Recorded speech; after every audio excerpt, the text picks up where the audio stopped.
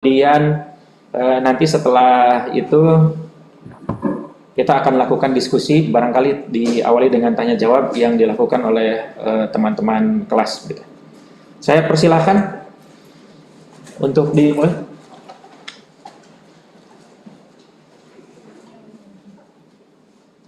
Kenapa? Kang Rama kalau untuk share screen gimana? Langsung kita jadi Zoom kan? Oh iya, tinggal share screen ini ya.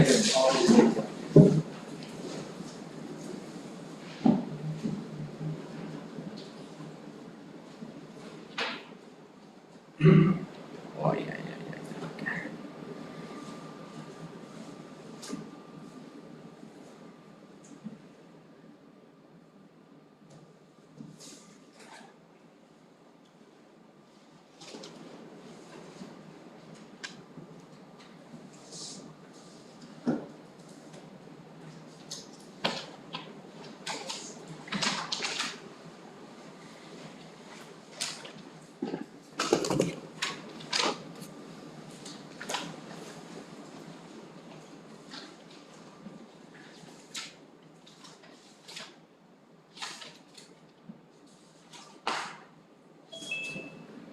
Nah, Ainan ya?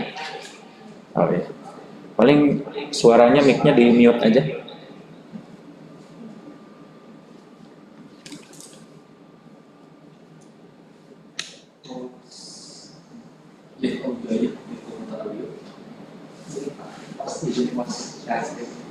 Oh, saya kurang masuk. Oh iya iya, iya. Boleh boleh.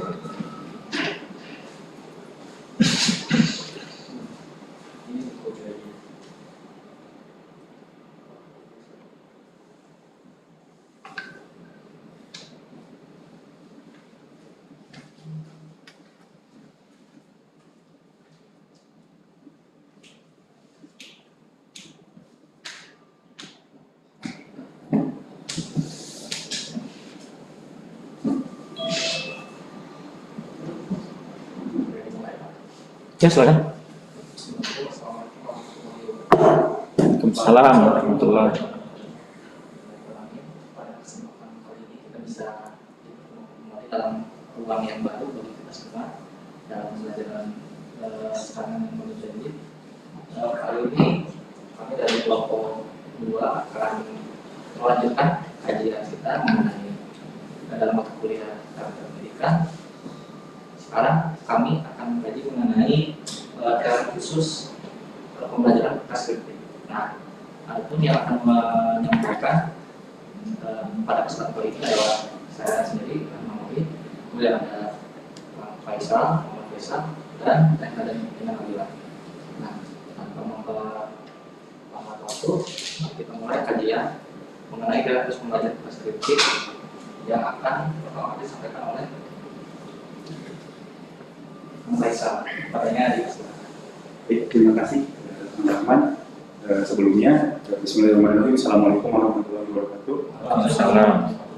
Terima kasih kepada Bapak Ali dan Ibu Pupen yang telah memberikan kesempatan kepada kami untuk melakukan presentasi dan nantinya mungkin akan diikuti dengan diskusi. Sebelum memulai presentasi, mungkin tak lupa saya berhenti bersyukur karena alhamdulillah mungkin setelah 1 semester kami kemarin melewati dengan daring, alhamdulillah pada semester ini baru merasakan kelas yang mungkin sudah Didam-damkan. Ya, saya tidak berhenti bersyukur. Baiklah, untuk mempersingkat dan memberikan waktu, baik langsung saja pada materi yang pertama, yaitu mengenai pembelajaran preskriptif. Menurut Brunner dalam Degem mengemukakan bahwa teori pembelajaran adalah preskriptif dan teori belajar adalah deskriptif. Hal ini dilihat dari tujuannya, karena pembelajaran preskriptif itu bertujuan untuk menetapkan metode pembelajaran secara optimal, sedangkan teori belajar deskriptif itu tujuan utamanya yaitu menjelaskan proses belajar. Nah, pembelajaran preskriptif ini menurut Gelut dalam Budi Ningsih menjelaskan bahwa teori pembelajaran preskriptif ini merupakan merupakan goal oriented. Teori pembelajaran preskriptif ini adalah merupakan salah satu cara atau langkah untuk mencapai suatu tujuan. Sedangkan teori pembelajaran deskriptif ini adalah dimaksudkan untuk memberikan hasil yang maksimal. Proposisi teori deskriptif dan preskriptif. Menurut Ray Gelut dalam uji Ningsi menjelaskan bahwa terdapat perbedaan teori tersebut antara teori deskriptif dan teori pembelajaran. Hal ini tentunya berdampak pada konsekuensi pada perbedaan proposisi untuk kedua teori tersebut. Nah, dalam teori deskriptif, bila materi pelajaran diorganisasi dengan menggunakan suatu metode elaborasi, maka perolehan belajar dan retensi hasil akan meningkat. Contohnya seperti jika membuat rangkuman tentang isi buku teks yang dibaca, maka retensi terhadap isi buku teks itu akan sangat meningkat. Nah, dalam teori deskriptif tentunya terdapat kelebihan dan kekurangan.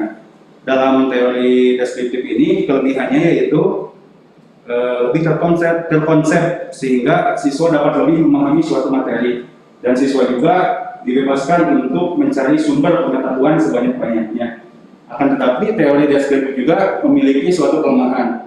Kelemahannya itu di mana teori deskriptif ini kurang memperhatikan kondisi psikologis siswa ketika mengerjakan atau menggali suatu materi. Kemudian teori preskriptif. Dalam teori preskriptif, agar perolehan hasil belajar dan retensi hasil meningkat, organisasilah isi atau materi pelajaran dengan menggunakan model elaborasi metode. Agar dapat mengingat isi buku teks yang dibaca secara lebih baik, maka bacalah isi buku teks tersebut secara berulang-ulang agar hasilnya meningkat dan buatlah rangkumannya. Jadi dapat dibedakan antara teori deskriptif dan deskriptif itu. Kalau teori deskriptif itu melihat kondisi ditambah metode sama dengan hasil. Kalau teori preskriptif, hasil tambah kondisi tambah sama dengan media. Dalam teori preskriptif juga terdapat kelebihan dan kekurangannya. Kelebihannya yaitu lebih sistematis sehingga memiliki arah dan tujuan yang jelas. Kemudian terdapat motivasi yang menimbulkan proses belajar mengajar. Kemudian dalam teori preskriptif ini dapat mengoptimalkan kerja otak secara maksimal. Namun kekurangannya yaitu membutuhkan waktu yang cukup lama. Kemudian bidang kajian pembelajaran preskriptif.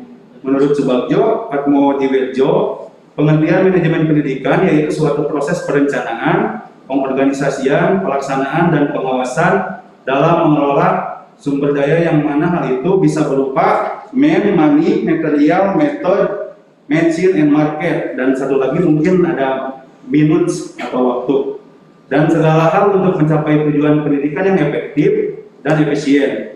Nah, untuk mewujudkan hal tersebut tentu membutuhkan sebuah rancangan dan perencanaan yang matang sebelumnya. Itulah yang disebut dengan manajemen. Pendapat ahli lain menjelaskan bahwa manajemen pendidikan adalah proses untuk melaksanakan perencanaan, melakukan organisasi untuk memimpin, dan untuk melakukan pengendalian. Karena manajemen itu diaktifkan dalam dunia pendidikan, maka fokusnya dilakukan oleh tenaga pendidik serta sumber daya dari pendidikan itu sendiri untuk mencapai tujuan pendidikan. Nah, dengan memperhatikan berbagai pengertian dari para ahli tersebut, penulis dapat menyimpulkan secara singkat dan padat bahwa manajemen pendidikan adalah sebagai proses pengorganisasian dan pemberdayaan seluruh sumber daya pendidikan secara sistematis dan optimal dalam rangka mewujudkan tercapainya tujuan pendidikan nasional. Jadi dapat dikatakan bahwa manajemen pendidikan itu merupakan hal yang harus diprioritaskan, khususnya dalam menunjang proses pendidikan. Kita dapat melihat yang pertama itu ada man. Man itu adalah manusia. Manusia itu adalah sumber utama yang harus dioptimalkan. Dengan cara apa mengoptimalkannya? Yaitu dengan cara melihat apa potensi yang dimilikinya. Kemudian money atau uang merupakan hal yang sangat penting, yaitu sebagai pembiayaan dalam proses pendidikan. Kemudian material juga merupakan hal yang tidak kalah penting, karena dengan material dapat membentuk suatu kurikulum yang nantinya akan menjadi dasar proses pembelajaran dan transfer ilmu antara guru dengan murid. Kemudian metode juga merupakan sesuatu yang sangat penting dalam proses pembelajaran. Dan yang terakhir mesin. Mesin yang dibahas di sini yaitu mesin. Mesin apa? Yaitu mesin untuk menunjang proses pendidikan. Nah, untuk memanfaatkannya mungkin harus menggunakan tenaga yang ahli di bidangnya agar cara kerjanya pun maksimal. Dan yang terakhir market atau pasar. Pasar dalam uraian manajemen pendidikan yaitu masyarakat umum yang nantinya akan menyekolahkan putra-putri mereka di sekolah tersebut. Hal ini juga akan berdampak pada tinggi atau rendahnya lembaga tersebut. Kemudian minut atau waktu juga sangat berpengaruh karena proses pembelajaran di lingkungan sekolah itu waktunya kan sangat singkat. Hal ini akan berdampak kepada proses pembelajaran siswa. Oleh karena itu, waktu harus digunakan sebaik-baiknya dan seefisien mungkin. Tujuan manajemen pendidikan. Menurut Subagio Atmodiwirjo, tujuan manajemen pendidikan itu adalah antara lain sebagai berikut. Yang pertama yaitu tujuan manajemen pendidikan adalah terciptanya perencanaan pendidikan yang merata, bermutu, relevan, dan akuntabel. Meningkatkan citra positif pendidikan. Teratasinya mutu pendidikan karena masalah mutu disebabkan oleh manajemennya. Mewujudkan suasana belajar dan proses belajar yang aktif, kreatif, dan efektif sehingga akan dihasilkan proses pembelajaran yang menyenangkan dan bermakna bagi peserta didik dan pendidik. Tujuan ini juga meliputi identifikasi kelemahan, kekuatan, peluang, dan ancaman dalam perencanaan. Jadi segala sesuatu yang sifatnya demikian akan diidentifikasi dengan dilakukannya manajemen pendidikan. Kemudian tujuan lainnya adalah agar terciptanya peserta didik yang aktif dalam pengembangan potensi dirinya, agar memiliki kekuatan spiritual, keagamaan, pengendalian diri, kecerdasan, akhlak mulia, serta keterampilan yang diperlukan dirinya. Dengan demikian, anak tersebut akan bermanfaat di masyarakat, bangsa, dan negara. Maka manajemen pendidikan memiliki posisi yang sangat penting dan strategis untuk dilaksanakan. Cakupan manajemen pendidikan. Dalam melihat cakupan atau ruang lingkup manajemen pendidikan, menurut Prof. Dr. Suarsini Arikunto, membagi ruang lingkup manajemen ini menjadi 4. Yang pertama berdasarkan tinjauan wilayah kerja, berdasarkan objek garapan, berdasarkan fungsi atau urutan kegiatan, dan yang terakhir berdasarkan pelaksana.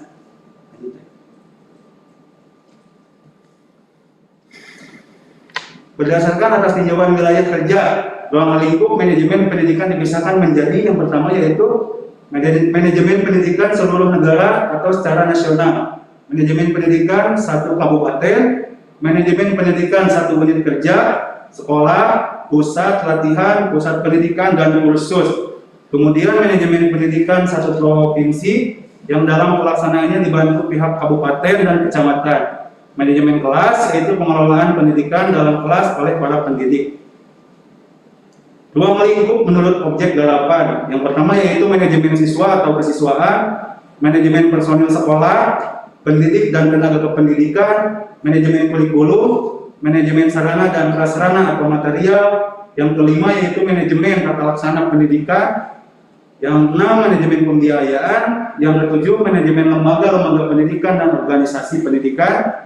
Dan yang kedelapan yaitu manajemen hubungan masyarakat atau komunikasi pendidikan. Nah, ruang lingkup menurut fungsi atau urutan kegiatan, kalau tidak salah ada 6 aspek, ya, 6 aspek yang harus ada, yaitu yang pertama yaitu merencanakan, mengorganisasikan, mengarahkan, mengkoordinasikan, mengkomunikasikan, mengawasi, dan mengevaluasi. Keenam aspek ini saling keterkaitan, yang nantinya juga akan berdampak pada manajemen pendidikan ini baik atau tidak, buruk atau tidaknya. Ruang lingkup menurut pelaksana. Dalam lingkungan kelas, guru adalah administrator. Guru harus melaksanakan kegiatan manajemen kelas di lingkungan sekolah. Kepala sekolah adalah administrator. Dalam pengertian manajemen adalah pengelolaan, maka kepala sekolah bertindak sebagai manajer di sekolah yang dipimpinnya. Dengan kata lain, dapat dikatakan bahwa guru itu adalah manajer di dalam kelasnya. Dia mengatur segala kegiatan atau proses pembelajaran di dalam kelas. Lanjut. Inovasi kurikulum. Secara etimologis, inovasi berasal dari kata Latin innovation yang berarti pembaharuan dan perubahan. Kata kerjanya Innoko yang artinya memperbaharui dan mengubah. Inovasi adalah suatu perubahan yang menuju ke arah perbaikan dan berencana tidak secara kebetulan. Dalam Kamus Besar Bahasa Indonesia, inovasi ini diartikan sebagai pemasukan atau pengenalan hal-hal baru yang berbeda dari yang sudah ada, yang sudah dikenal sebelumnya. Secara historis, kurikulum pendidikan Indonesia telah mengalami beberapa perubahan atau inovasi, yaitu sebagai berikut. Dari sisi bentuk organisasi dari kurikulum 1968 menjadi kurikulum 1975 dan kurikulum 1975 menjadi kurikulum 1975 yang disempurnakan. Dari kurikulum 1975 dirubah menjadi kurikulum 1994, kemudian kurikulum 1994 dirubah menjadi kurikulum 2004 yang kemudian menjadi kurikulum tingkat satuan pendidikan atau KTSP, dan pada tahun 2006 kurikulum tahun 2006 kemudian dirubah menjadi kurikulum 2013 atau PUTILAS, dan sekarang sedang melaksanakan kurikulum PSP atau program sekolah penggerak. Jadi yang dimaksud inovasi itu adalah suatu penelitian, perencanaan, pengembangan atau yang bertujuan untuk merubah suatu sistem menjadi ke arah yang lebih baik. Atau dapat dikatakan juga inovasi itu adalah cara baru untuk menerapkan ilmu pengetahuan dan teknologi yang bertujuan untuk menerapkannya pada memperbaiki suatu produk ataupun proses produksinya. Nah, ciri-ciri inovasi kurikulum yang pertama adalah adanya keuntungan relatif atau relative advantage, compatible care, memiliki derajat kompleksitas, kemudian reliabilitas, dan terakhir dapat diamati. Tentunya dalam melakukan inovasi ada hambatan-hambatan yang menerpa. Yang pertama yaitu perkiraan yang tidak tepat terhadap inovasi, konflik dan motivasi yang kurang sehat, lemahnya berbagai faktor penunjang sehingga mengakibatkan tidak berkembangnya inovasi yang diharapkan, masalah keuangan atau finansial yang tidak terpenuhi, adanya penolakan dari berbagai atau salah satu aspek dari sekelompok orang tertentu, dan yang terakhir adalah kurang adanya hubungan sosial atau publikasi. Jenis-jenis inovasi dalam pembelajaran. Yang pertama yaitu pemberlakuan kurikulum tingkat satuan pendidikan (KTSP). Kemudian penyelenggaraan sekolah lanjutan pertama terbuka. Yang ketiga, pengajaran melalui modul. Kemudian pembelajaran melalui komputer. Terima kasih. Ini yang selanjutnya. Pembahasan ini akan dilanjutkan oleh Padanya di silakan. Boleh mau duduk juga. Berat mungkin ya. Assalamualaikum warahmatullahi wabarakatuh. Waalaikumsalam warahmatullahi wabarakatuh. Sekarang saya mau mencoba untuk sedikit mempelajari tentang model mengajar. Jadi model itu diartikan sebagai kerangka konseptual yang digunakan sebagai pedoman dalam melakukan suatu kegiatan. Jadi model itu sebagai kerangkanya atau apa ya, percontohannya gitu. Itu model. Jadi model itu yang mencerminkan sesuatu gitu. Itu model. Sedangkan mengajar adalah menyampaikan pengetahuan pada peserta didik. Dalam pengertian yang luas, mengajar itu diartikan sebagai suatu aktivitas mengorganisasi dan mengatur lingkungan sebaik-baiknya dan menghubungkan dengan peserta didik. Nah, jadi dalam mengajar itu lingkungan juga sangat-sangat berpengaruh. Lingkungan yang seperti apa? Mungkin nanti kita bahas di slide berikutnya. Nah, yang selanjutnya ada jenis-jenis model mengajar. Yang pertama itu ada model pemrosesan atau pemrosesan informasi atau information processing models. Dia itu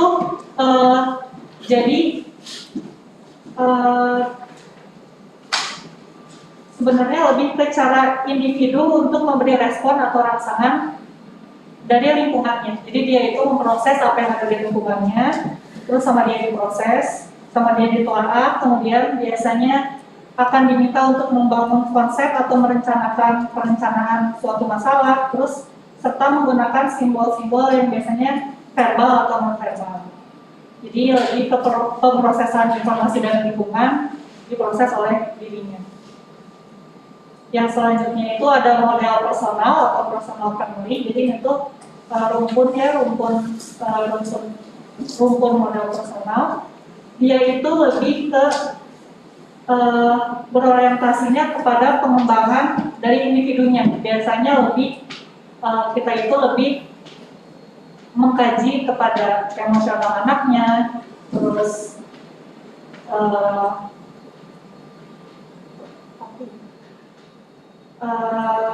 respon dia terhadap sekitarnya gitu. Itu jadi pokoknya tentang individunya itu gitu. Terus yang selanjutnya ada model sosial atau social family. Itu berhubungan dengan hubungan antara individu dengan masyarakat atau hubungan antara individu dengan orang lain. Kalau di kelas misalnya antara murid yang satu dengan murid yang lainnya, murid yang satu dengan kelompok murid yang lainnya, memusatkan perhatiannya itu kepada proses realitas yang ada dan dipandang sebagai negosiasi sosial. Sedangkan yang keempat, teori perilaku atau behavioral models, dia itu dibangun atas dasar teori yang umum, yaitu teori perilaku. Dia itu jadinya guru itu harus bisa membangun behavioral atau perilaku dari muridnya. Biasanya itu akan ada yang namanya pembentukan karakter. Terus di sini juga biasanya ada hukuman. Kalau misalnya muridnya berbuat sesuatu yang kurang baik, itu akan mendapat hukuman. Terus biasanya dia akan dikasih tahu juga kalau konsekuensi kalau kamu melakukan ini, kamu akan dapat konsekuensinya apa. Gitu. Terus biasanya dia juga guru itu akan mencoba untuk mengembangkan karakter dari si peserta didik tersebut. Gitu. Itu teori perilaku. Jadi lebih ke pembentukan perilaku. Nah, kemudian ada yang namanya didaktik dan metodik. Kalau didaktik itu berasal dari kata Yunani, artinya didoskein. Dia itu artinya pengajaran atau pembelajaran atau aktivitas yang menyebabkan timbulnya kegiatan kecakapan baru pada orang lain. Jadi pengajaran atau pembelajaran itu harus ada hasilnya. Gitu. Hasilnya itu apa? Ya hasilnya itu wawasan yang baru atau kecakapan baru pada individu tersebut. Sedangkan metodik itu lebih ke caranya, cara siasat untuk menyampaikan materi pelajaran tertentu terhadap siswa agar siswa dapat memahami, mengetahui, dan menguasai materi yang diajarkan oleh pendidiknya.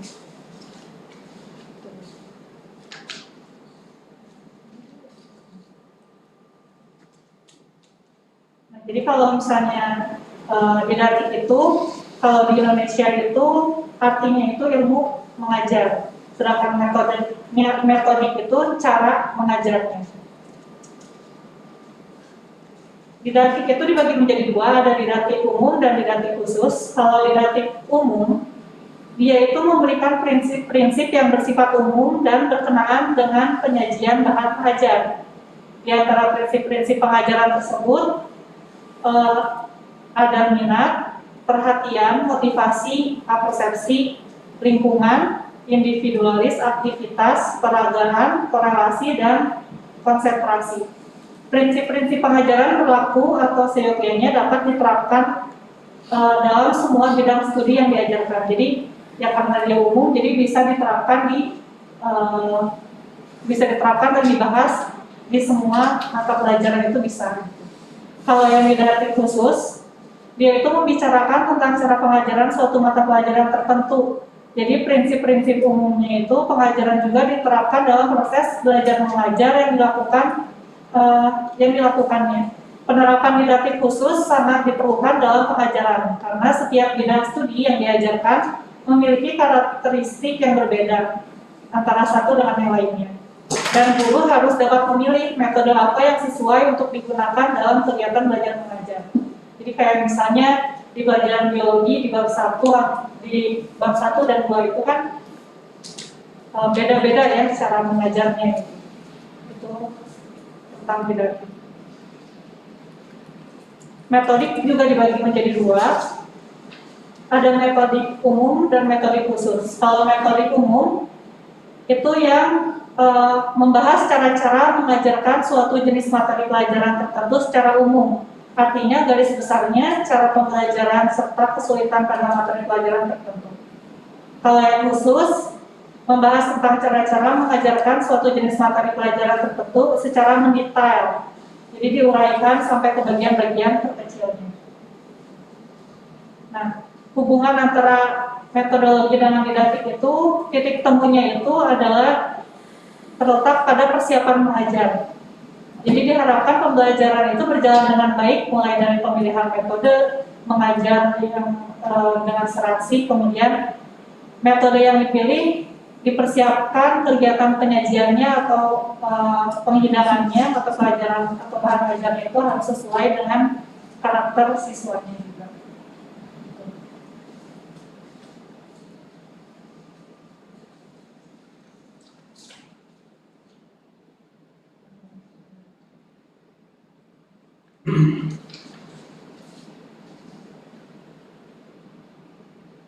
Menurut sejarahnya, Johannes Comenius tahun 1592 sampai 1670, dia itu adalah tokoh pertama yang memformulasikan ide didaktik. Dia juga terkenal dengan bukunya yang bernama Didaktika Magna, yang dalam penerbitan pertamanya itu tahun 1632 ditulisnya dalam bahasa Ceko. Nah, dalam pasal 2 bab 17 dari buku Didaktika Magna itu disebutkan bahwa pengajaran akan menjadi mudah jika mengikuti langkah-langkah berikut ini. Yang pertama itu, jika pengajaran dimulai dengan awal yang benar, jadi sebelum jiwanya rusak. Jadi makanya kenapa kalau misalnya sebelum mulai pembelajaran kan biasanya guru itu akan melakukan yang namanya apersensi kan, nanya dulu kondisi muridnya itu kayak gimana, apakah dia dalam kondisi baik atau enggak. Kalau misalnya guru itu bisa mungkin mengarahkan supaya siswa-siswinya itu dalam kondisi yang baik supaya pembelajaran dapat dilakukan secara maksimal. Terus yang kedua, jika jiwa telah sedia untuk menerimanya, jadi akan lebih mudah kalau yang tadi itu, kalau misalnya jiwanya atau kalau misalnya mungkin bahasa yang lebih enaknya konsentrasi anak-anaknya gitu ya, udah siap buat menerima pembelajaran. Terus yang ketiga, jika dimulai dari yang umum kepada yang khusus. Jadi kita menjelaskan itu mulai dari yang umum ke yang khusus biar bagus juga. Harus sistematis gitu.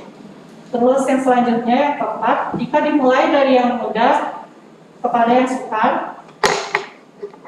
Yang kelima, jika siswa tidak dibebani dengan mata pelajaran yang banyak, jadi kalau terlalu banyak mata pelajaran juga itu akan sulit buat siswa memahami satu mata pelajaran tertentu. Yang selanjutnya, jika pelajaran berangsur-angsur maju dengan perlahan-lahan dalam setiap hal. Jadi kalau misalnya terlalu lama juga memahami sesuatu, mungkin siswa juga akan lebih pusing gitu buat memahaminya. Jika kecerdasan tidak dipaksa untuk sesuatu yang belum mengarah kepada kecenderungan dan harus sesuai dengan umur dan metode yang benar. Jadi antara kita menjelaskan kepada siswa di TK, di SD, di SMP, dan di SMA, dan di perguruan tinggi pun itu membutuhkan metode yang berbeda-beda, yang sesuai dengan umurnya. Selanjutnya, jika segala sesuatu diajarkan dengan media pengertian. Jadi kalau bisa itu, jika memang memungkinkan adanya praktek atau memunculkan contoh, itu lebih baik ditampilkan atau dilakukan. Jika penggunaan segala sesuatu pengajaran berkesinambungan. Yang terakhir, jika segala sesuatu yang diajarkan dengan satu dan metode yang sama. Nanti kalau misalnya ada yang kurang mengerti, mungkin kita diskusikan bareng-bareng ya. Yang selanjutnya akan dijelaskan oleh Pak Martin.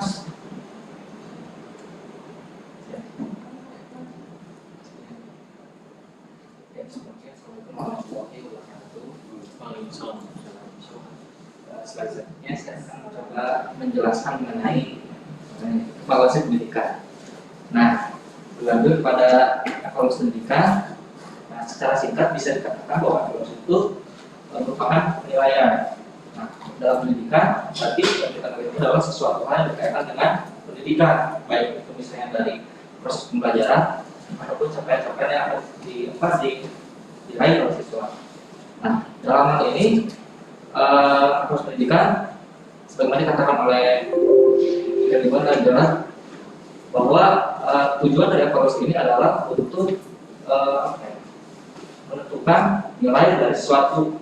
Jadi ketika pendidikan mempunyai tujuan, nah untuk melihat apakah tujuan tercapai atau tidak, akan dilakukan sebuah proses evaluasi. Nah, itu secara singkat gambaran mengenai evaluasi pendidikan.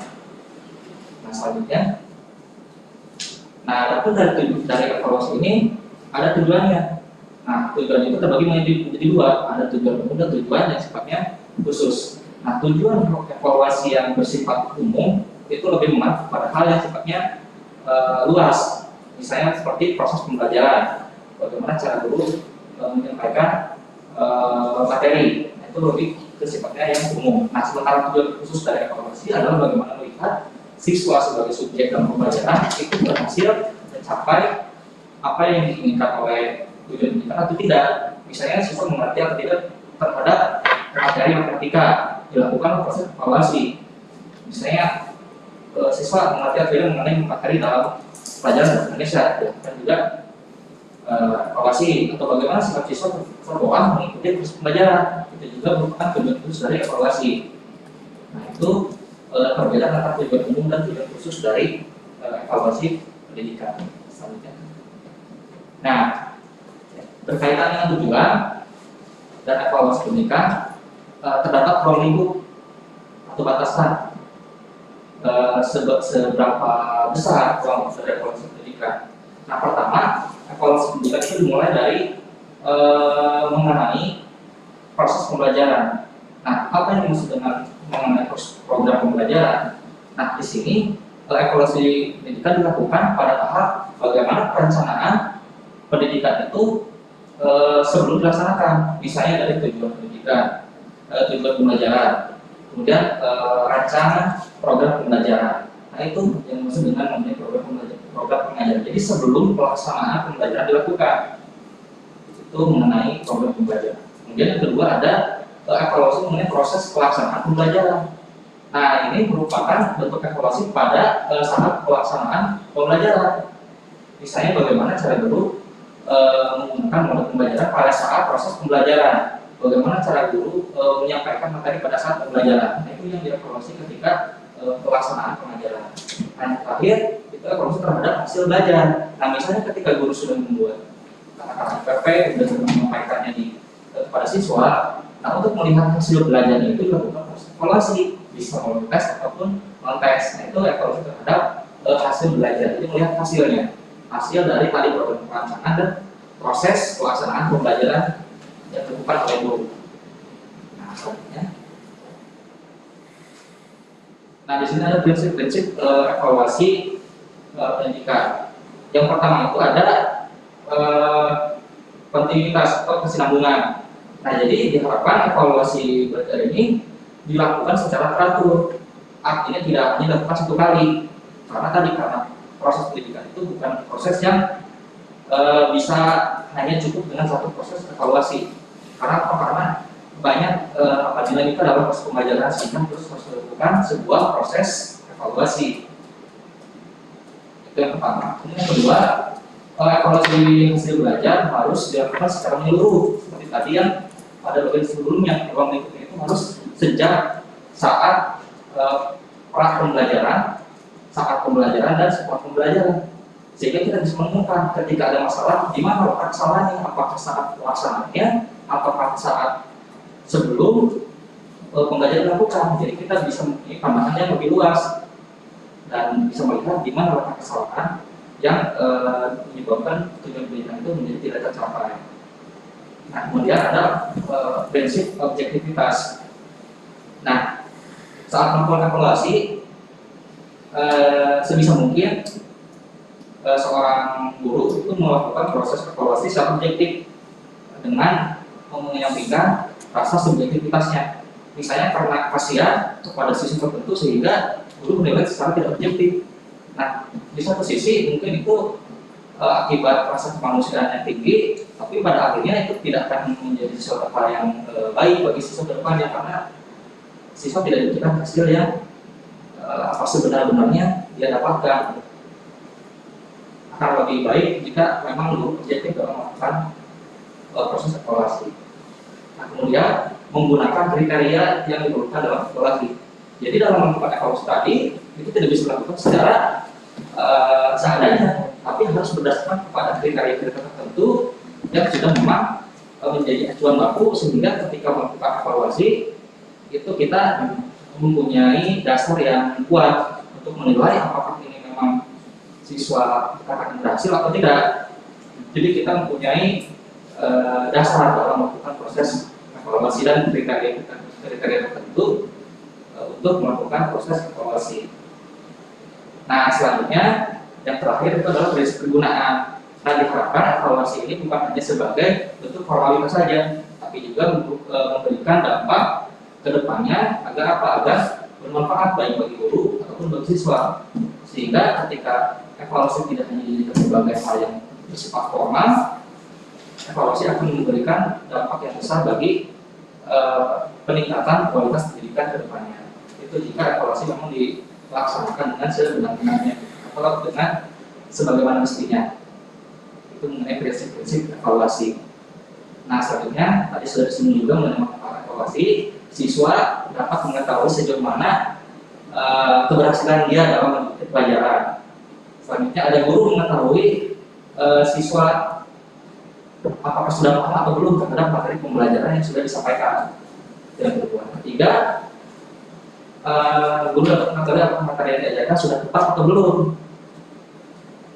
Itu yang ketiga. Kemudian guru mengetahui metode mana yang sudah tepat atau belum. Selanjutnya, informasi mengenai tepat atau tidak yang kurikulum itu bisa menjadi masukan untuk kepala sekolah, bahwa misalnya materi ABCD itu harus dilakukan sebuah modifikasi agar bisa lebih tepat disampaikan kepada siswa. Kemudian informasi mengenai evaluasi itu dapat digunakan sebagai pedoman untuk meningkatkan kualitas pendidikan. Dalam hal ini misalnya untuk meningkatkan standar sekolah, itu manfaat evaluasi. Nah, ini ada langkah-langkah mengenai tentang evaluasi. Nah, jadi sebelum melakukan evaluasi tentu harus melalui serangkaian langkah-langkah yang harus dilakukan agar proses evaluasi tersebut tidak dilakukan secara apa adanya. Nah, pertama itu melakukan rencana evaluasi, menyusun rencana evaluasi. Nah, di sini pertama kali dilakukan adalah menentukan aspek mana saja yang akan dievaluasi. Misalnya, pemahaman siswa mengenai materi pelajaran apa misalnya, itu dilihat aspek apa saja yang akan evaluasinya. Kemudian menentukan teknik. Nah, teknik apa yang akan digunakan dalam kegiatan evaluasi ini? Tes. Kemudian ada menentukan alat ukurnya mau apa nih? Misalnya pakai tes benda, tes atau apa misalnya. Kita ditentukan siapa ukur yang ditentukan. Nah, kemudian menentukan alat ukur norma yang akan digunakan dalam rangka memberikan indikasi terhadap peningkatan evaluasi. Misalnya ketika kita menyusun dulu itu kan ditentukan mengenai teknik analisis data berdasarkan teori A, teori B. Jadi sehingga kita punya dasar yang kuat untuk menilai bahwa ini ternyata sudah mencapai hasil yang baik, ini belum. Itu kan kita harus mendasarkan kepada teori yang kuat. Nah, kemudian terakhir itu menetapkan frekuensi. Nah, ini berkaitan dengan berapa kali kita akan melakukan evaluasi sampai dikatakan cukup untuk menilai bahwa sesuatu tersebut baik atau tidak. Nah, setelah menyusun rencana evaluasi, baru dilakukan pengumpulan data. Setelah dihimpun, baru dilakukan proses verifikasi data.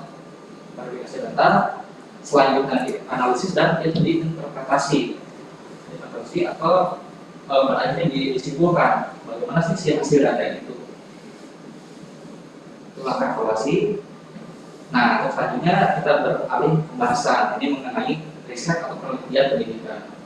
Nah, penelitian pendidikan itu dapat dikatakan sebagai proses sistematis untuk memperoleh pengetahuan dan memecahkan masalah melalui metode ilmiah yang dilakukan dengan melakukan analisis data, kemudian membuat generalisasi atau kesimpulan mengenai penafsiran data tersebut. Jadi secara ringkas, riset pendidikan itu bagaimana kita sebuah proses itu bagaimana kita bisa memecahkan masalah pendidikan melalui metode ilmiah. Itu penelitian pendidikan. Nah, adapun penelitian pendidikan yang dilaksanakan secara ilmiah ini harus didasarkan pada karakteristik ilmuwan. Pertama, harus rasional atau logis. Yang kita teliti itu harus bersifat logis atau bisa diteliti. Nah, kemudian harus juga bersifat empiris, artinya bisa dibuktikan dengan fakta atau data yang ada di lapangan. Nah, kemudian juga dalam penyusunannya itu harus dilakukan secara sistematis. Jadi harus berurutan atau sesuai dengan kaidah-kaidah ilmiah sistematis. Nah, selanjutnya ada karakteristik dari penelitian, khususnya penelitian pendidikan. Pertama tadi sudah disinggung adalah sistematis, jadi ada urutannya. Tergantung misalnya kita menggunakan metode atau pendekatan itu kan biasanya ada sistematika yang khusus gitu, dalam melakukan proses penelitian. Kemudian tadi harus logis, jadi objek dari penelitian kita itu harus bersifat logis, kemudian empiris, itu bisa dibuktikan dengan data dan fakta yang berlangsung. Nanti kita bisa melihatnya dari jurnal, artikel atau buku yang menjelaskan tentang objek penelitian kita.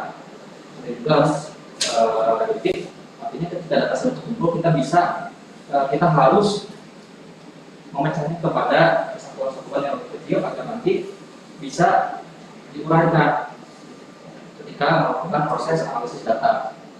Nah, selanjutnya ada replikatif. Nah, replikatif itu artinya penelitian kita bisa dilakukan oleh orang lain di kemudian hari dengan variabel-variabel yang mungkin berbeda. Misalnya saya mengkaji mengenai pendidikan model pembelajaran blended learning misalnya di sekolah dasar kelas 5. Itu harus bisa nanti diteliti ulang oleh orang lain. Jadi jangan meneliti sesuatu yang orang lain akan susah, tidak bisa diteliti oleh orang lain. Nah, kemudian juga harus bersifat tadi objektif, artinya data atau kesimpulan yang ditarik oleh kita dalam penelitian itu harus bersifat objektif, sebisa mungkin dijauhkan dari unsur subjektif, artinya sesuai fakta, sesuai data dan sesuai data yang kita teliti. Nah, mungkin itu yang bisa saya sampaikan.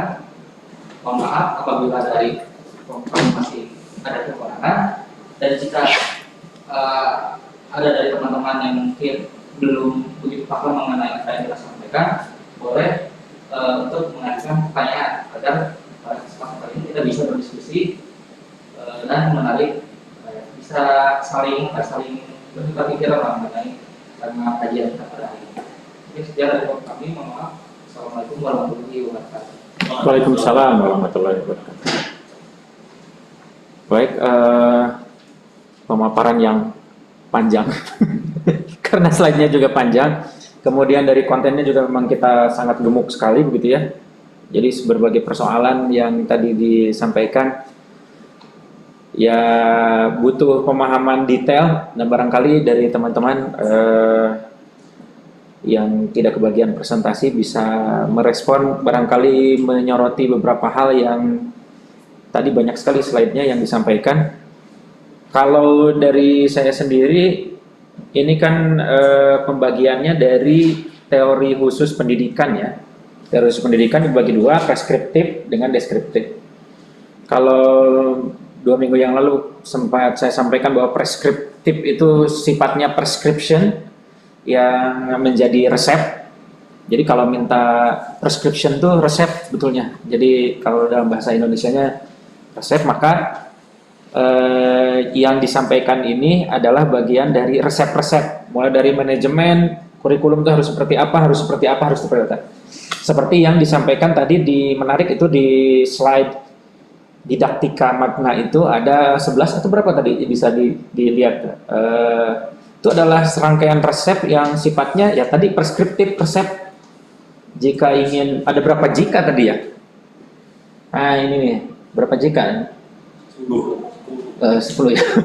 Nanti kita biasakan untuk ini tuh apa tidak bulat ya, bulat itu kan itu, tapi numbering ya. Ada berapa tuh? Jika jiwa telah sedia untuk menerimanya, itu semuanya langkah-langkah yang sifatnya preskriptif, saran resep begitu. Nah, kalau di dalam pembahasan kita sebetulnya diawali dengan kata teknologi atau frasenya itu teknologi dan seni. Nah, teknologi dan seni pendidikan sebagai teori khusus pendidikan preskriptif. Saya menduga bahwa penyematan frase teknologi dan seni pendidikan ini di awal, bahwa ini melibatkan satu teknologi yang bukan hanya device, ya, device alat segala macam, tapi satu teknologi yang saya cari nih terjemahan dari Harvard-nya. Technology is the application of scientific knowledge for practical purpose. Jadi aplikasi dari scientific knowledge for practical purpose. Nah, manajemen, riset, kemudian evaluasi itu kan scientific knowledge for practical purpose dalam proses pembelajaran. Nah, jadi itu teknologi. Kemudian art itu juga the expression or application of human creative skill and imagination. Jadi ekspresi dari aplikasi kemampuan manusia yang kreatif dan imajinasi dan kemampuan manusia. Nah, diterjemahkan di dalam pendidikan teori pendidikan khusus preskriptif ini ada beberapa unsur tadi: manajemen, kurikulum, model-model mengajar, didaktik metodik, kemudian evaluasi dan riset. Nah, itu semua sifatnya preskriptif. Jadi saya ingin mendudukan dulu ininya nih, payungnya lah. Yang kita bahas banyak itu kurang lebih di wilayah resep, kurang dalam tanda kutip lebih mudahnya. Nah, nanti di dalam teori pendidikan khususnya yang sifatnya deskriptif, description itu ada pedagogik, studi ilmu tentang situasi pendidikan, pergaulan pendidikan yang kita pelajari, ortopedagogik, ada psikologi pendidikan, sosial pendidikan, dan seterusnya. Nah, itu sifatnya deskriptif. Nah, tadi memang kalau mencari teori-teori pengertian deskriptif dan preskriptif memang larinya akan ke pembelajaran ya. Tapi kita konteksnya ini di dalam teori khusus pendidikan gitu. Jadi di dalam pendidikan itu ada pembahasan di mana di situ melibatkan dua hal, yaitu teknologi dan seni pendidikan sebagai teori pendidikan preskriptif. Nah, itu mungkin sebagai penjelasan payung kita gitu ya, secara teoretik. Barangkali dari yang hadir di Zoom, kemudian teman-teman ini 4 orang, ini kan siap disidang lah ini tuh. Silakan ada komentar, masukan atau tambahan dari beberapa unsur tadi. Saya misalnya coba kita lihat di bagian, ada yang mau komen? Teh Siti, silakan. Boleh. Langsung aja ya dicatat Pak ini. Tadi materi kan tadi sudah mulai pengertian, tujuan, depan, prinsip dan lain-lain. Namun yang ada yang menurut saya itu contohnya. Jadi saya mengumpulkan contohnya dari pembelajaran seperti. Jadi untuk yang pemateri ini yang saya inginkan itu bagaimana dalam pembelajaran ini di sekolah seperti apa? Terima kasih. Ya, oke. Memang seseorang bisa memahami sesuatu itu salah satunya dengan contoh ya. Tadi belum secara spesifik beberapa contoh yang coba Teh Siti, contoh mana yang ingin disajikan oleh teman-teman kelompok yang ada di sini? Di bagian mana? Bagian manajemen, bagian riset, atau semuanya? Jangan semuanya. Boleh yang mana saja yang bisa dijelaskan contohnya Bu. Oke. Boleh. Ini saya biar ada wajahnya nih di situ. Nah, ada tuh. Baik, Pak, mungkin saya izin Silakan untuk menjawab pertanyaan dari Siti. Mungkin tadi yang ditanyakan oleh Siti itu apa contoh konkretnya dari pembelajaran deskriptif. Kalau menurut saya dapat memberikan contoh, mungkin ketika di dalam kelas dilaksanakan ujian atau ulangan. Nah, ada salah satu siswa yang mendapatkan nilai ujian jelek. Nah, maka guru jika melihat situasi seperti itu, maka guru harus dapat memberikan motivasi dan semangat. Kameranya sebelah sana kan? Dan semangat agar siswa tersebut dapat memperbaiki apa yang menjadi kesalahannya dan mungkin hasil ujiannya di kemudian hari dapat meningkat. Mungkin itu salah satu contoh yang dapat saya berikan mengenai contoh konkret tadi pembelajaran deskriptif. Itu saja Pak. Ya, itu Kang siapa namanya? Faisal Pak. Kang Faisal mengambil contoh itu. Teh Siti, bagaimana Teh Siti? Ada yang mau dikejar? Berarti itu maksudnya ada evaluasi ya? Atau apa ya? Contoh evaluasi barangkali ya. Iya. Ya, contoh evaluasi. Ya, makasih bisa. Ya, Ya. Di sini juga hadir Bu Pupun, mangga Bu Pupun barangkali mau menyampaikan prakata dulu. Ya, terima kasih sih kami kesempatannya. Assalamualaikum warahmatullahi wabarakatuh. Waalaikumsalam. Mohon maaf kesempatannya anak aku. Ini juga hadir. Pasti ada sensori bukan Ya, ya. mungkin ada yang bermanfaat. Mungkin saya menambahkan bahwa kami tadi sudah dijelaskan teori khusus yang bersifat preskriptif, contohnya resep atau proses. Mungkin lebih bagus kalau contohnya proses ketika manajemen itu ada proses itu. Misalkan ada, nah itu kan menurut teori ini sama ini kalau kita melakukan manajemen ini. Sebenarnya ibu sudah ada model. Nah, karena seperti apa, memberikan deskripsi bagaimana caranya kalau kita menggunakan suatu teori tersebut. Jadi ada itu mungkin contoh yang dilakukan di sini. Ya. Nah, jadi sebenarnya ada evaluasi. Nah, bagaimana cara kita melakukan SSA harus seperti apa? Nah, itu kan jadi itu ada perspektif kita ini ketika akan melakukan teori maka harus berdasarkan betul. Tadi ada model yang disediakan model belajar. Ada model saya disediakan oleh Ibu siapa sih? Ibu lainnya. Nah, itu sudah melakukan presentasi. Jadi bukan mungkin tadi baru menjelaskan ini kan ada lagi.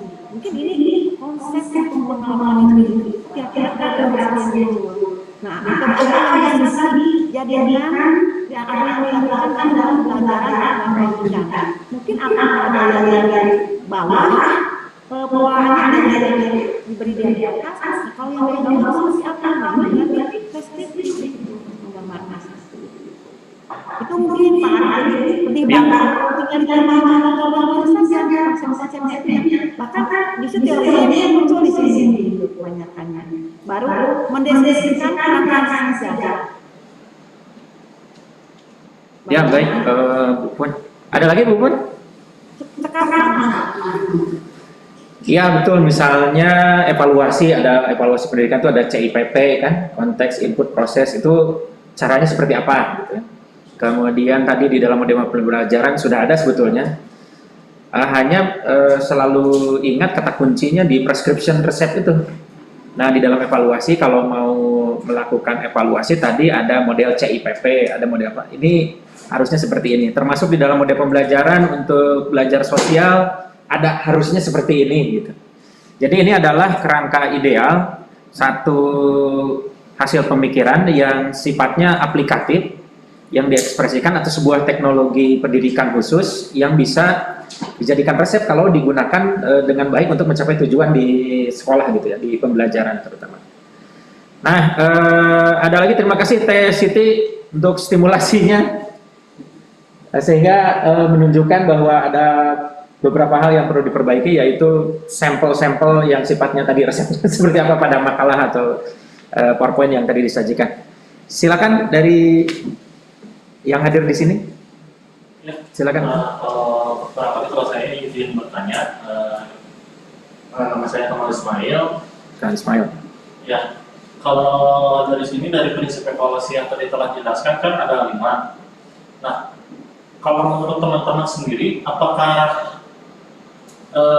di sini kan ada berkesinambungan, menyeluruh, objektivitas, penggunaan kriteria dan kesimpulan. Nah, apakah menurut teman-teman sendiri prinsip subjektivitas diperlukan dalam evaluasi, terutama dalam evaluasi belajar ya? Itu aja sih kalau yang dari saya yang ingin ditanyakan. Ini kadang-kadang ada fakta lapangan unsur subjektivitas dominan dalam melakukan proses penilaian gitu ya. Ya. Bagaimana pendapat narasumber? Ya, izin menjawab pertama atas pertanyaan yang luar biasa. Ini menjadi fakta yang tidak bisa terbantahkan gitu. Kita sebagai manusia pasti memiliki nurani dalam menilai, terutama anak didik yang mungkin usianya masih kaget kalau kita punya kasih nilai kamu berapa. Nah, dalam hal ini memang yang harus ditekankan ketika kita memang melakukan evaluasi terhadap siswa dan memang hasil ketika kita lihat mengecewakan kepada siswa. Nah, yang paling terlepas dari guru itu juga saya alami gitu, adalah dengan memberikan hasil evaluasi secara apa ya, secara lepas. Nah, ini hasil kamu segini, spontan, tanpa adanya proses bimbingan gitu. Dalam artian ketika bisa memberikan hasil evaluasi kepada siswa, meskipun nilainya kecil, tapi kita perlu melakukan proses pendekatan dalam pemberian atau kemudian hasil evaluasi tersebut. Gitu. Jadi si anak ketika kita berikan hasil yang objektif, dia tidak merasa down gitu. Tapi ketika kita diiringi dengan pendekatan yang baik dari guru, siswa tidak akan meskipun down, tapi dia akan kembali termotivasi karena mendapatkan stimulus yang positif dari guru. Nah, itu yang harus dilakukan. Karena dalam melakukan proses evaluasi memang itu yang menjadi kadang-kadang dilema gitu bagi guru. Makanya sering terjadi mungkin Mbak gitu, ketika ada anak yang belum bisa membaca tapi dinaik kelaskan. Itu sering terjadi. Yang misalnya anak hasil tesnya kurang, tapi langsung naik kelas hasil. Hasilnya apa? Hasilnya ketika dia naik kelas tetap tertinggal dan malah menjadi beban mental juga bagi dirinya karena dia tahu tidak bisa, tapi kenapa dia bisa tetap naik kelas. Nah, jadi yang harus diperhatikan tadi bagaimana cara guru melakukan proses pendampingan terhadap hasil evaluasi yang telah diberikan. Itu pertama saya mungkin ada yang bisa melakukan. Ada pendapat lain dari Zoom terkait dengan saya misalnya pernah mengajar di PPG kerjasama di Papua. Salah satu Pak, kalau di kita nilai yang dicantumkan di rapor itu bisa berubah tergantung jumlah ayam yang datang ke rumah guru.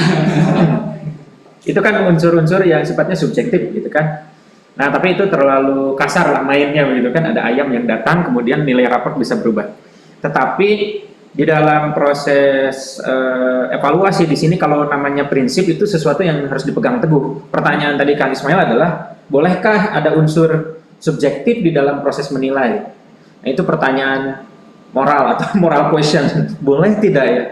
Atau seperti mungkin ada yang dari sekolah ya, ada pengalaman, pernah tidak membuat satu skor atau skor dalam pengertian angka nilai begitu ya di dalam rapor, nilai kognitif, tetapi karena melihat sopan santun, tata krama, kemudian siswa menunjukkan nilai-nilai kebaikan yang sifatnya afektif, kemudian skor itu bisa ditambah. Pernah melakukan itu? Nilai kasih sayang. Pernah nggak? Ada nilai kasih sayang? Pernah tidak? Kang Ismail pernah ya? Pernah ya? Nah, itu sebetulnya memang menyalahi prinsip itu. Menyalahi prinsip itu. Karena itu beresiko ketika tapi tuntutan memang tidak bisa di ini ya, karena gimana ya, tuntutan sistem yang sifatnya lingkungan yang menekan begitu. Nah, tetapi resikonya dulu sempat dengan almarhum Pak Kurkon bertanya, kenapa sih UN itu Pak hanya mata pelajaran yang sifatnya kognitif pengetahuan UN itu? Beliau menyampaikan ya kalau misalnya ada unsur-unsur sikapnya repot nanti menentukan standarnya. Karena di wilayah tertentu nada keras bisa diterima, kalau anak berbicara, tapi di wilayah tertentu yang lain sulit menentukan standar. Oleh karena itu unsur afektif atau sikap diserahkan pada guru. Dengan di bagian raport itu disediakan unsur sikap yang skornya itu atau penilaiannya menggunakan huruf A, B, C dan segala macam. Tetapi memang di lapangan itu guru masih tetap tersentuh hatinya karena kita baik gitu ya. Karena kebaikan kita, karena kebaikan siswanya kepada gurunya, kemudian angka kognitif berubah menjadi ada campur tangan angka afektif. Kebayang tidak? Jadi siswa nilainya 5 di dalam ulangan, tetapi menjadi 8 di dalam raport karena kebaikan-kebaikannya yang harusnya itu ada porsinya di wilayah afektif saja gitu.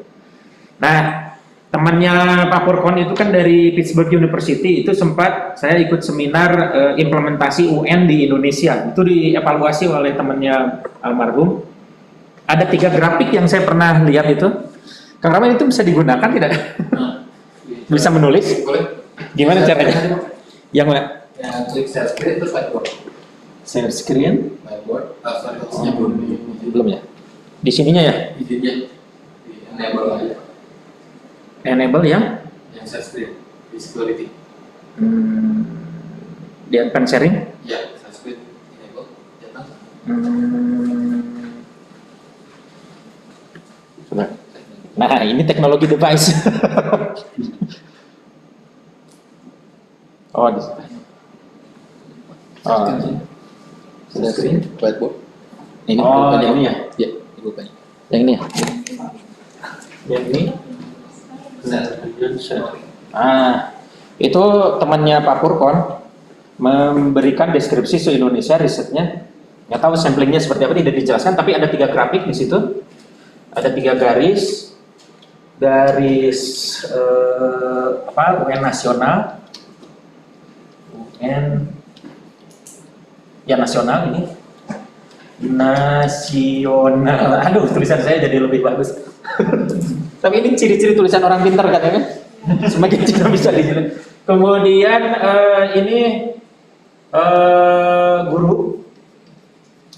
Kemudian ini rata-rata nasional, Nah, kalau ini 0, 0, 0, kemudian ini 9, 9, 9, itu grafik yang ditunjukkannya itu hasil temuan temennya almarhum itu. Kalau nilai guru itu grafiknya begini nih, kan diserahkan ke guru juga kan ya penilaian sekarang itu.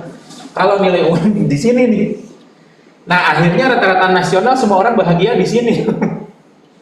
Nah, dulu sempat ada kalimat, wah sebetulnya kami khawatir negara Indonesia itu karena kekurang objektif. Beliau kan orang evaluasi dan pengukuran.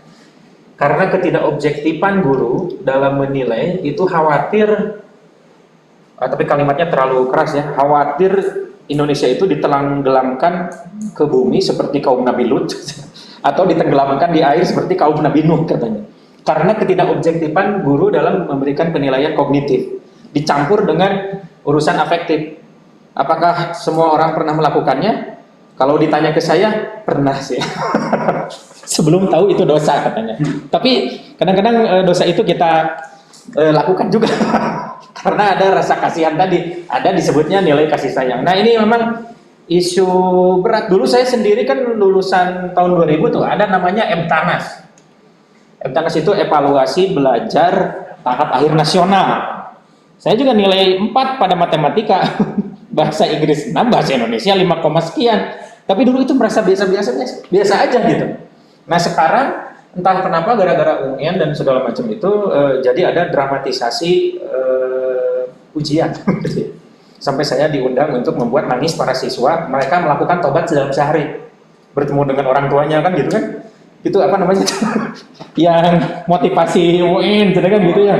Dikumpulkan suruh nangis-nangis. Di belakangnya ada orang tua. Lihat orang tua. Lihat guru. Mereka disuruh untuk minta maaf dan segala macam. Ya, saya mah ikutan aja lah, lumayan kan. Jadi narasumber untuk gitu-gituan. Nah, itu tetapi pada saat diserahkan ke guru, kalau awal-awalnya kan dari mulai 4,25 nilai UN itu menjadikan anak lulus tidak lulus. Nah, itu terjadi ke adik ipar saya, beliau menerima menerima kunci jawaban tapi dia tidak lihat. Nah, kemudian dia mengikuti paket C karena memang tidak lulus akhirnya, mengikuti paket C kuliah di swasta di Bandung. Sekarang bekerja di BPR, tapi dia tetap mempertahankan kejujurannya ketika melakukan UN. Beda dengan keponakannya saya satu ketika skor ini SMP. Namanya tuh Andi. Di mana itu UN teh? Gampang aja nah. Dajek guru nage jam 10 izin keluar ke kamar mandi dihandapkeun ember aya kunci jawaban. Coba bayangkan proses pendidikan yang panjang itu 3 tahun di SMP menjadi pendidikan dalam pengertian luas ya, yang benar-benar gitu ya, jujur apa segala macam, itu patah gara-gara guru menyimpan kunci jawaban di bawah ember di kamar mandi yang dilihat oleh siswanya tenang gitu. Nah, di wilayah ini tuh memang pertanyaan tadi itu apakah unsur subjektivitas bisa dimasukkan dalam proses penilaian atau evaluasi, itu kadang-kadang ya sebetulnya tidak boleh ya. Kata almarhum itu it's like an apple and orange. Kalau menilai apple ya apple, kalau jeruk ya jeruk gitu. Makanya kita tidak bisa memberikan nilai bagus untuk apel ditambah kebaikan jeruk gitu, katanya begitu. Nah, tapi persoalan UN ini akhirnya sekarang jadi politis. Jadi politis itu sekarang kan hasil UN akan menjadi penyumbang indeks pembangunan wilayah. Kan IPM itu indeks pembangunan manusia atau HDI, Human Development Index, itu salah satunya skor pendidikan masuk. Nah, oleh karena itu dari kepala dinas turun ke kepala sekolah, lahirlah tim sukses. Istri saya juga kadang-kadang, Bu, ngawas di mana? Ngawas di sana. Itu ada pesan pas lagi rapat pengawas kan. Ibu bapak tolong jangan terlalu ketat lah ngawas itu. Kan gitu. Kan jadi repot kita. Nah, oleh karena itu bagaimana mengembalikan sisi-sisi prinsip yang objektivitas tadi bisa jadi kuat dipegang sebagai satu prinsip yang tidak bisa dikalahkan dengan unsur subjektivitas. Ini persoalan moral sebetulnya, moral kita sebagai pendidik, apakah mau mengorbankan ya seperti tadi atau hanya untuk sementara bisa memajang, kan dulu rame memajang, kebanggaan sekolah adalah kemampuan untuk memanjang spanduk besar. Alhamdulillah sekolah kami lulus 100%. Sekarang itu, tapi sekarang alhamdulillah kan tidak seperti itu. Ah gitu. Kang Rama bagaimana cara ini ya? Ya. Ah gitu ya. Wah, seru juga nih kayak beginian. Gitu mungkin berdasarkan pengalaman dan pengetahuan. Barangkali ada yang punya pengalaman terkait dengan penilaian. Kalau di daerah Kota Bandung, teman-teman saya itu tergantung jumlah parcel pada saat Lebaran, Idul Adha. Nah, itu juga kadang-kadang ya terjadi begitu dalam proses penilaian, sehingga yang seharusnya objektif menjadi nilai subjektif. Demikian mungkin tambahannya. Ada pertanyaan lain atau yang disampaikan? Ya. Barusan terkait dengan evaluasi. Izin memberikan tanggapannya, Pak. Silakan, Kang Ismail. Ya, terkait dengan apa yang tadi memang dijelaskan oleh Kang Rahman dan Pak Ali, memang betul adanya gitu. Bahwa memang kalau misalkan kita terlalu subjektivitas itu nantinya akan berbahaya gitu untuk generasi ke depannya. Namun, ya benar emang tadi yang disampaikan gitu. Saya sendiri selaku pendidik atau langsung yang turun di lapangan, memang dilematis sekali gitu untuk memberikan apa yang dinamakan nilai gitu. Karena apa? Yang pertama, faktor yang mempengaruhinya itu ya barangkali karena sekarang lagi pandemi. Yang pertama, yang kedua, kita dari pembelajaran juga sama sekali bisa dibilang tidak efektif gitu. Kita hanya mengandalkan materi yang ada di YouTube, terus interaksi dengan guru kurang, dan untuk sekarang sendiri ya alhamdulillah gitu mulai terawati dengan adanya PTM yang cuma 1 minggu sekali gitu. Nah, itu semua barangkali membuka celah gitu untuk guru-guru atau siapapun itu, para pendidik yang ada di luar, untuk memberikan nilai subjektivitas gitu. Kenapa? Ya karena ada apa karunya gitu. Iya, iya. Yang memang terasa sekali gitu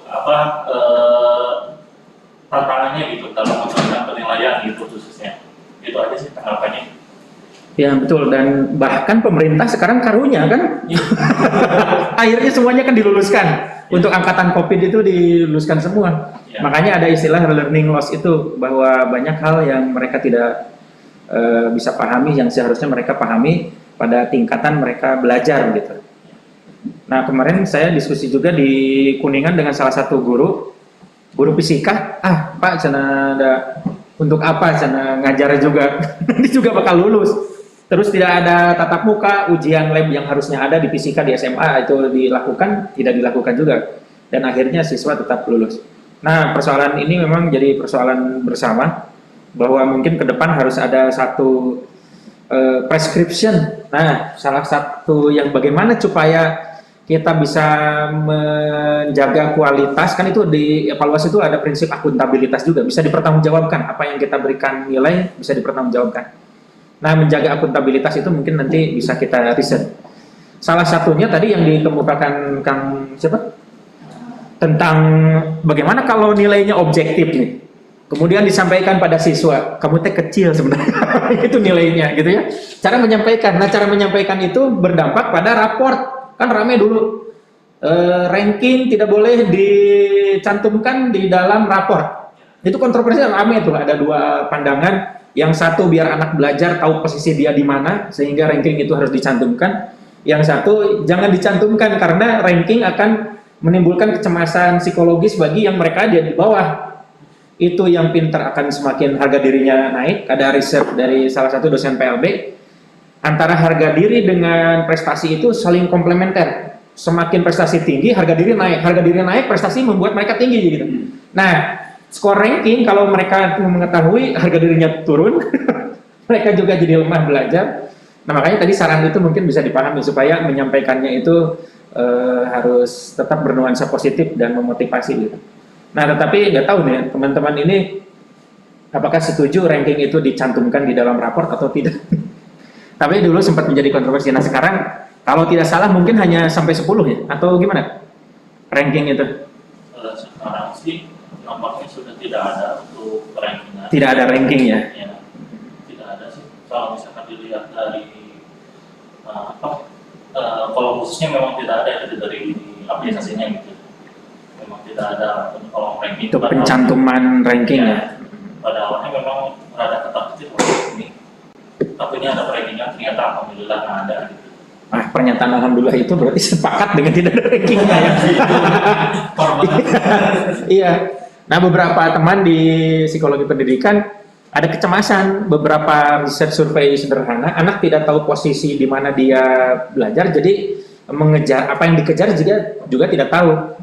Nah itu mungkin salah satu persoalan tidak ada positioning di ranking. Anak tuh di mana sih sebenarnya? Yang penting mah happy ya. Tapi ya itu silakan ya. Apakah ada resep khusus? Nah tadi salah satu resepnya disampaikan. Kalaupun nanti ada objektif, posisi anak di terendah misalnya disampaikannya dengan tetap memotivasi dan baik. Oke, itu tentang evaluasi. Barangkali ada lagi dari yang lain, Bu Bubun? Ya. Pak Iman, ada ya? Sedikit dari Enggak? ketika tadi ditanya apakah itu bagus atau tidak, mungkin kata dari sisi lain yang menambah semangat ya sama lain konsep-konsep tadi bagaimana kita harus itu pasti masalah yang diselesaikan.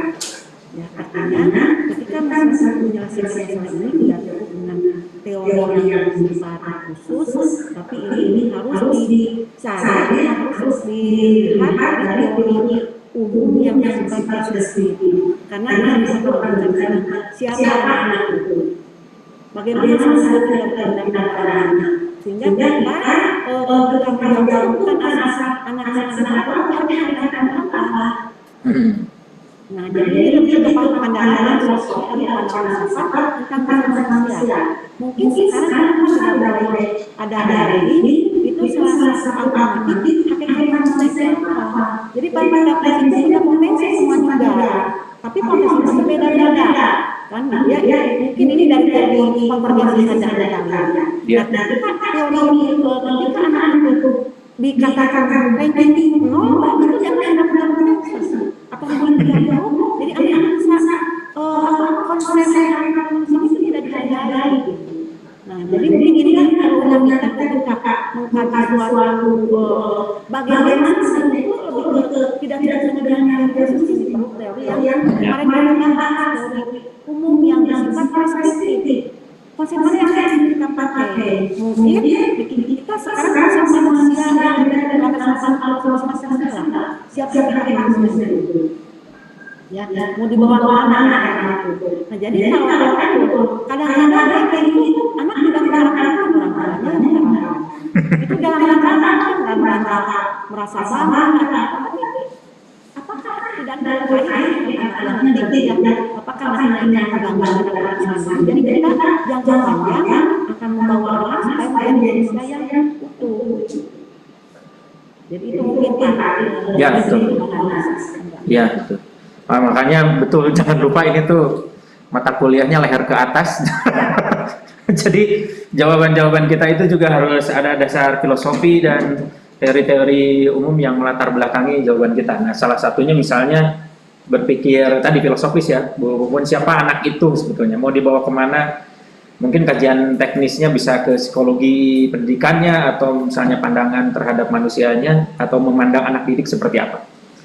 Oke, terima kasih Bu Pun. Siapa lagi? Pak Iman ini lagi di sekolah ya? Iya Pak. Pak Iman itu di mana sih? Lagi?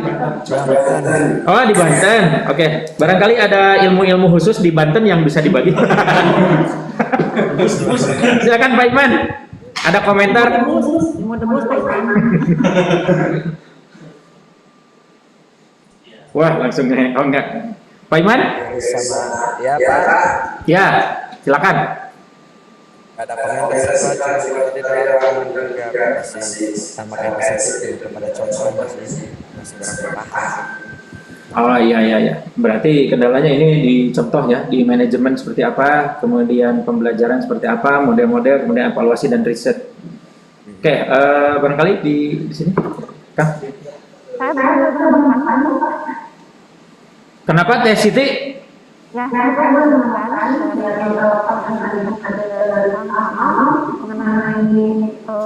penilaian subjektivitas. Oh, boleh. Ya, jadi kita sebagai guru itu sebenarnya harus tahu prinsip penilaian itu apa saja. Jadi dalam prinsip penilaian itu ada 9 prinsip yang harus kita tahu. Bahwa yang pertama itu ada sisi, berarti penilaian itu berdasarkan pada data yang diceritakan kemampuan yang diukur. Lalu ada yang kedua itu objektif, tadi sudah Pak Ari jelaskan namanya objektif. Jadi tidak dipengaruhi oleh subjek seperti siswanya atau orang tuanya. Lalu yang ketiga itu harus adil, berarti penilaian tidak mengubah atau merugikan siapapun, baik peserta didik ataupun gurunya. Lalu yang keempat itu terpadu, berarti terpadu ini di penilaian audit, jadi komponennya tidak terpisah dengan materi pembelajaran atau kegiatan pembelajaran. Lalu yang keempat terbuka di sini berarti prosedur penilaian atau kriteria penilaian yang berdasarkan pengambilan keputusan dapat diketahui oleh pihak yang berkepentingan, jadi tidak rahasia ya. Lalu yang keenam itu menyeluruh dan berkesinambungan, berarti penilaian di sini penilaian oleh peserta didik maksud semua aspek penilaian menggunakan teknik-teknik yang telah dilakukan atau yang penilaian sesuai gitu. Sesuai dengan kemampuan perkembangan peserta didik. Lalu yang ketujuh itu ada sistematis, berarti penilaian itu dilakukan secara terencana, di mana kita sebagai guru itu harus ada program gitu. Lalu yang itu beraturan ada kriteria, berarti di sini penilaian itu didasarkan pada ukuran pencapaian kompetensi yang ditempatkan. Lalu yang kedua itu akun sabar atau ML yang tadi sudah dibahas oleh Febri. Mungkin terlepas dari 9 penilaian ini itu tadi subjektivitas itu kenapa? Karena guru itu manusia ya, mesti ingat jika ada murid atau murid yang hadiah ataupun apapun gitu ya bentuknya, pasti selalu inget pas bikin soal tuh, bikin soal, maksud saya pas penilaian itu, iya anak dia tuh udah ngasih sesuatu ya, pasti kan seperti itu yang saya rasakan gitu kalau mengenai sensitivitas. Jadi mungkin Berarti ke Teh Siti mah harus sering-sering ngasih hadiah ya Teh Siti ya? Supaya ingat terus. tapi sebenarnya memang sebenarnya tidak boleh ikut penilaian tadi yang penilaian. Ya. Oke, terima kasih Teh Siti. Di sini ada mau yang menambahkan lagi Kang? Silakan. Ya silakan tadi. Terkesima Teh Siti. Ya, sebetulnya saya ingin bertanya kembali sih Pak mengenai apa ya? Nah, itu mah ke sini lagi nih. Yang mau yang presentasi silakan. Sebenarnya mengenai apa yang tadi pertama sih yang tadi dijelaskan mengenai perspektif itu sendiri gitu. Jadi kalau apa ya tadi mengatakan bahwa Bapak itu sebagai payung ya Pak ya, sebagai ketentuan yang memang didasarkan pada pendidikan itu sendiri. Nah, saya sih tadi melihat apa ya, dari melihat penilaian tadi yang Ibu Jaya jelaskan mengenai potensi diri juga gitu kan. Nah, jangan-jangan ketika kita apa ya melihat ketertinggalan siswa di dalam suatu kelas gitu kan pendidikan, mungkin ada apa ya, ada proses yang mungkin harus berbeda gitu Pak. Jadi mungkin tadi ketentuannya mungkin betul sekali mengenai kurikulum segala macamnya ada di sana, tapi mungkin di dalam deskripsinya mungkin berbeda gitu Pak. Nah, banyak apa ya, ketika tadi ada ranking segala macam dan siswa ini unggul di dalam siswa ini unggul dalam politiknya, siswa ini tidak, mungkin ada satu proses yang dijalankan supaya mendapatkan hasil yang harus berbeda juga kalau bagi saya sendiri. Nah, bagaimana mungkin cara guru untuk apa ya, untuk bisa apa yang memposisikan siswa itu sebagai makhluk yang mempunyai potensi tersendiri gitu kan, apa yang Ibu katakan dengan cara yang mungkin berbeda tapi dengan tujuan hasil yang sama gitu kan. Mungkin ketika kita apa ya, ambil contoh misalkan seperti di dalam satu pelajaran matematika gitu kan, apakah mungkin sesuatu ini bisa dengan apa, dengan rangka yang sistematis dengan cara berhitung gitu kan, akan tetapi yang setelah itu mungkin harus dengan cara puisi ataupun apa gitu kan. Dan itu saya kira apa ya, tujuan yang memang harus sama tetapi dengan cara yang berbeda gitu. Nah, bagaimana mungkin guru itu bisa mendapatkan apa yang menempatkan itu gitu, menempatkan metode ataupun cara sehingga sama gitu tujuannya gitu. Saya kira itu yang bisa tanyakan juga gitu. Bagaimana mungkin apa ya, sebagai guru juga gitu kan, sehingga nanti apa ya, nyambung dengan apa yang Ibu katakan tadi bahwa kita sebagai pendidik menempatkan posisi siswa sebagai mempunyai potensi sendiri dengan caranya sendiri gitu, adalah menemukannya kayak gitu. Ya, gimana? Jadi bagus diingatkan bahwa kalaupun memang secara kurikulum tujuannya semua orang harus mencapai itu, tapi barangkali pemahaman terhadap siswa membuat guru harus memikirkan cara-cara tersendiri sesuai dengan kapasitas belajar siswanya. Silakan ada.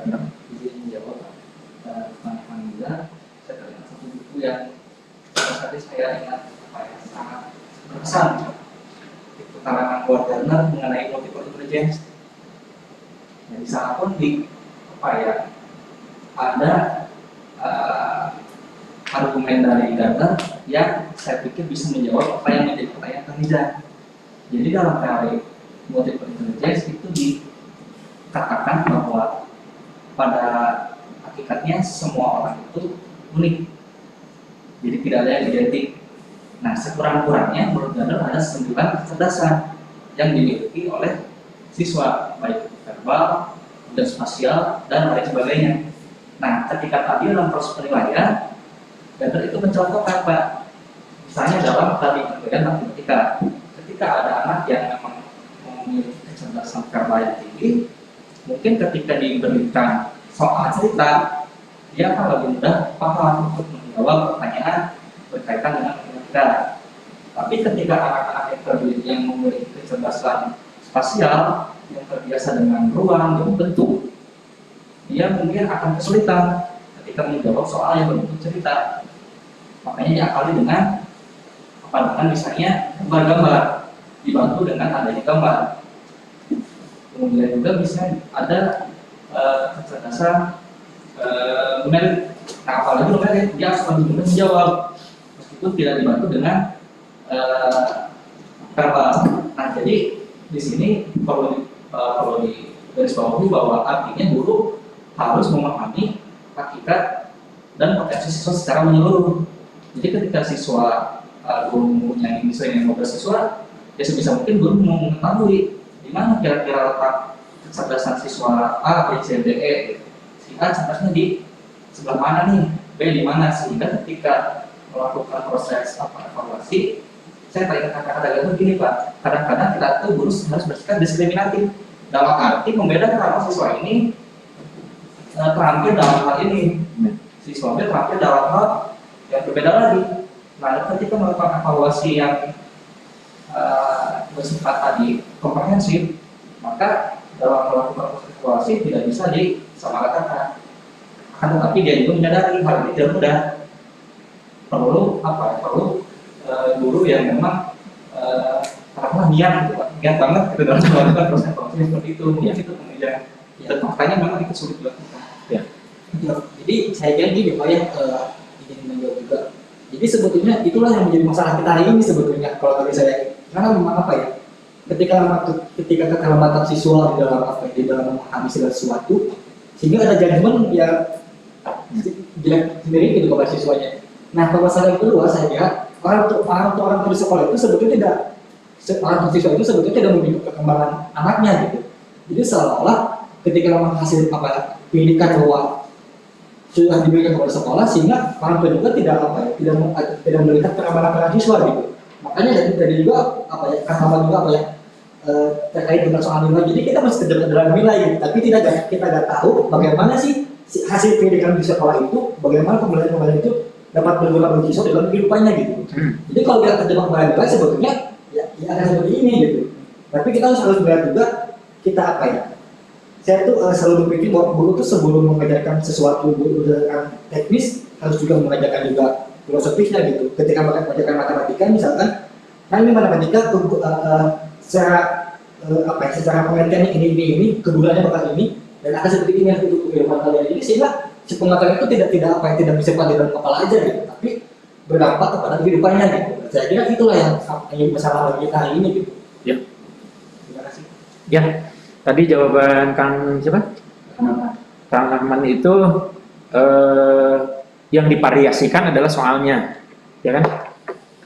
Dan sebetulnya di buku Multiple Intelligence in Classroom itu yang dari Wagner itu, pada saran yang disampaikan oleh Kang siapa? Kang Diza. Jadi proses ada tujuan, ada learning experience, ada pengalaman belajar. Pengalaman belajarnya divariasikan sesuai dengan potensi siswanya yang 9 kecerdasan itu. Nah, sehingga tujuan itu bisa tercapai. Nah, tujuan itu diketahui dicapai atau tidak melalui penilaian. Nah, tadi ya akan menyampaikan bahwa variasi penilaian, tapi sebetulnya bisa juga variasi perlakuan. Begitu ya, variasi perlakuan. Nah, tadi terakhir ditutup oleh Kang Nizar ya. Itu bahwa persoalan yang berikutnya adalah apa yang kita pelajari itu apakah siswa paham tidak kegunaannya di di dalam kehidupan gitu. Makanya ada ini sebagai tambahan pengetahuan, ada istilah format system. Format system itu dalam proses pembelajaran itu harus ada 4 yang harus secara berurutan disampaikan atau digugah atau dilakukan oleh guru kepada siswanya. 1, pertanyaan why.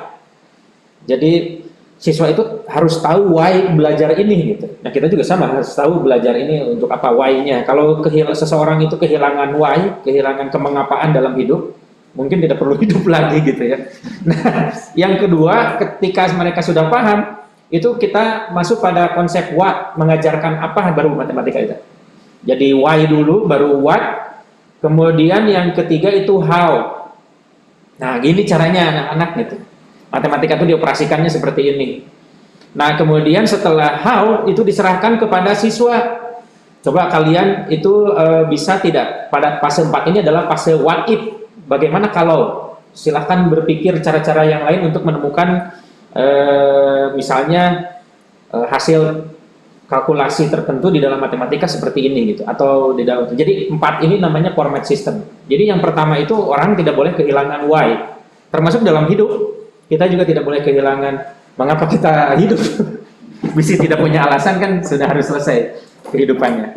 Mau menabrakkan diri di jalan itu gitu ya. Nah jadi itu barangkali, terima kasih, ini memperkaya diskusi kita. Teman-teman, Bu Pupun, ini 248 barangkali tinggal diakhiri oleh Bu Pupun sebagai kata-kata pamungkas, bukan Ya. sebagai. Mangga silakan. Ya, terima kasih pada semua yang terlibat dalam perkuliahan ini, terutama yang Luli yang sudah menyempatkan masuk kampus. Terima kasih Pak Ari dan teman-teman. Mudah-mudahan apa yang diskusikan tadi ada manfaatnya, terutama dan kita membantu dalam pelaksanaan praktek pendidikan. Mudah-mudahan ini sekali ya Pak Ari ada lagi. Mudah-mudahan Pengen lagi senang Bu. Pengen lagi. Tapi yang jaganya nih, nggak tahu nih Kang Rama nih. Ya, jadi ini pengalaman pertama mungkin bagi anak-anak yang kita semua yang ikut ke kampus, kampus ini jangan sampai tidak ada yang dikunjungi ya. Mudah-mudahan kita bisa bagi seperti biasa dan perkuliahan seperti ya. Aku mohon Pak Ari saya kita hidup saja. Assalamualaikum warahmatullahi wabarakatuh. Waalaikumsalam warahmatullahi wabarakatuh. Baik, itu saja mungkin. Terima kasih. Barangkali mau ditutup oleh yang presentasi. Baiklah, teman-teman, diskusi hari ini cukupkan sampai sekian. Mudah-mudahan diskusi hari ini dapat memberikan manfaat dan bekal kita di kemudian hari sebagai calon pendidik. Amin. Masa depan. Amin. Amin. Terima kasih, itu saja. Assalamualaikum warahmatullahi wabarakatuh. Waalaikumsalam.